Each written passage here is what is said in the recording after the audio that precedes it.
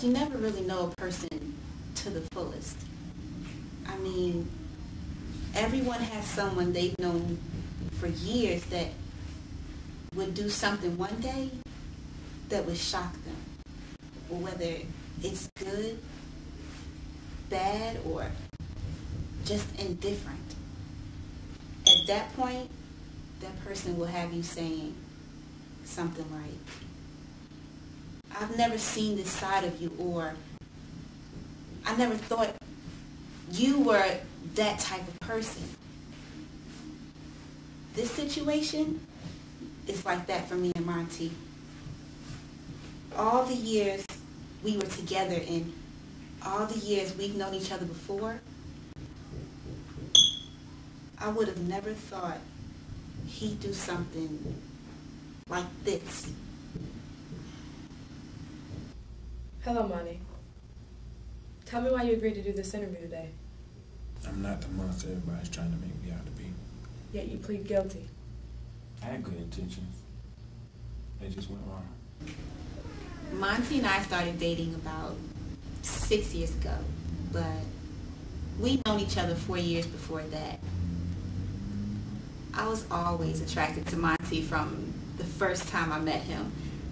Maybe it had something to do with the fact that he was half Dominican and half black, which it gave him this beautiful hair. Still, his personal traits were attractive as well. He was heavily into the church, and he especially loved doing missionary work.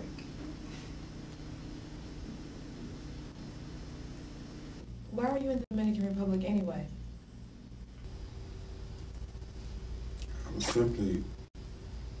My mother lives there, and I was simply trying to kill two birds with one stone by visiting her and possibly checking out some missionary work for maybe me and the church to go do. What kind of missionary work? I didn't have one in particular in mind. So, do you call what happened part of your missionary work? I told you things just took a wrong turn. I still remember it like it was yesterday. Monty came home and he walked in the house with this beautiful little girl. And she looked like me and him. She favored the both of us. It was like she could have been our child. He explained how he planned to keep her.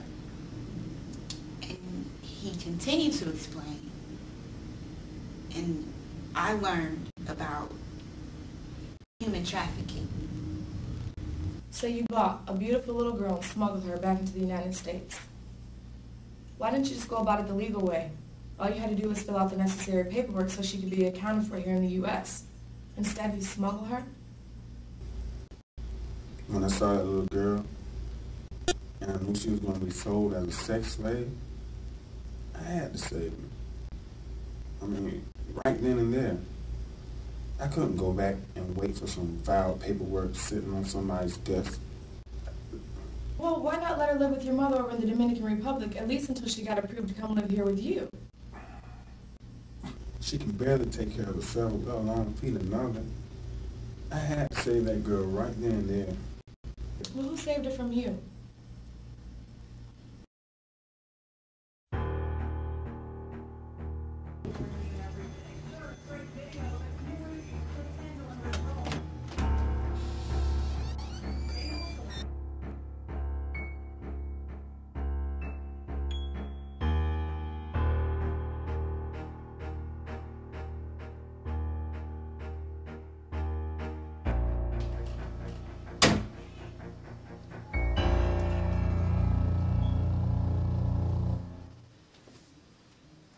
So it seems to me your good intentions went wrong from the start, and instead of you taking the situation on the legal way, you ended up here.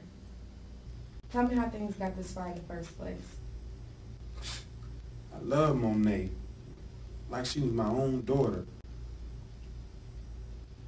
Me and Cindy, we just were going through some things, and... Yeah, Monty and I hadn't been intimate for a while, but that's because we were going through some things, and That is no excuse to let what happened. Monet is a child, and she's been taught to do these things to be sold to the highest bidder. That is a child. You're a grown man. Why didn't you stop her before you even got to that point? Man just started to love me. I mean, she was only trying to make me happy where anybody could see. She was only 12 years old. Turned her away when she obviously didn't understand the correct type of love we were supposed to have would have hurt her. That was my whole point from the beginning, to shield her from all the hurt and pain. So you see nothing wrong with having sex with a little girl? Yes!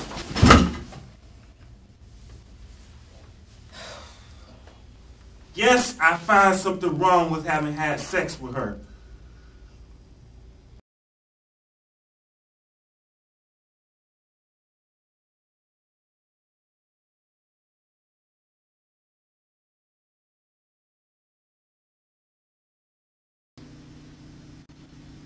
It was tragic, but I started the paperwork for adopting Monet since Monty's conviction. I mean,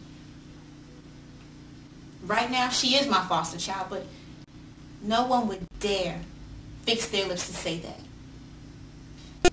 That's my baby. And we don't need Monty to be a family. Monet and I are a family, and pretty soon it'll be the legal and right way.